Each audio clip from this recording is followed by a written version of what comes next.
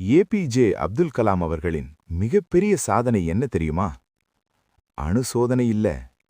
ஒரு நாள் ஒரு பத்திரிகையாளர் கேட்டார், ஐயா, நீங்க செய்த சாதனைகள்ல உங்களுக்கு ரொம்ப பெருமை தர்றது எது? எல்லாரும் நினைச்சது அவர் அணு ஆயுத சோதனைன்னு சொல்வார்னு. ஆனா அவர் சொன்னது வேற. ஒரு பள்ளிக்கூடத்துக்கு அவர் போனார். தேசிய கீதம் ஒலிச்சது. அனைத்து மாணவர்களும் எழுந்து நின்றார்கள். ஆனா சில குழந்தைகள் மட்டும் உட்கார்ந்திருந்தார்கள். அவர்கள் போலியோவால் பாதிக்கப்பட்டவர்கள்.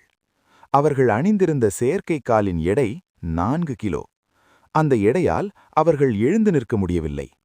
அதை பார்த்த கலாம் ஐயா, இந்த குழந்தைகளுக்காக ஏதாவது செய்யணும்னு முடிவு செய்தார்.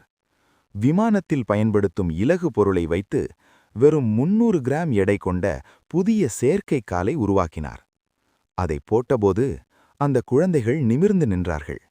அவர்கள் சிரிச்சாங்க. அப்போ கலாம் ஐயா சொன்னார், அந்த குழந்தைகள் சிரிச்சதுதான் என் வாழ்க்கையிலேயே மிகப்பெரிய சாதனை.